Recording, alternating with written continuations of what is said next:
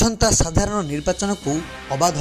निरपेक्ष तथा त्रुटिशून्य व्यवस्थित भाव संचालन करने निमंते सुवर्णपुर जिला प्रशासन पक्षर समस्त प्रस्तुति जोरसोर में आगे चली। राज्य में होगा विधानसभा और लोकसभा निर्वाचन पर मतदान प्रक्रिया को सरल और त्रुटिशून्य करने नियुक्त पोलिंग अधिकारी मानू प्रशिक्षण शिविर आज आरंभ होता बेले सोनपुर विधानसभा निर्वाचन मंडली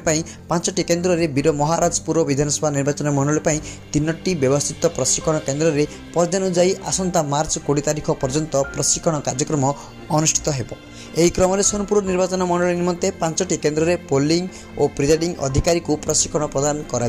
सेहीपरि वीर महाराजपुर निर्वाचन मंडल में पोलिंग और प्रिजाइडिंग अधिकारी मानू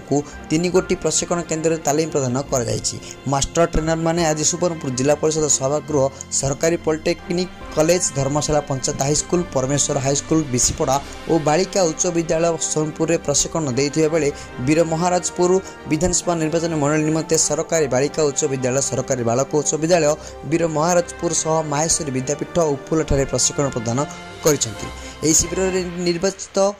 निमंते नियुक्ति पोलिंग ऑफिसर प्रमुख को निर्वाचन समय ईवीएम परिचालना वीवीपैट व्यवहार निर्वाचन पोलिंग ऑफिसर मानक प्रमुख कार्य विषय अवगत कर अनुष्ठित प्रशिक्षण कार्यक्रम को निरीक्षण करने निमंते जिलार वरिष्ठ प्रशासनिक अधिकारी प्रमुख केन्द्र परिदर्शन करथिले। गंजाम दिग्दर्शन न्यूज।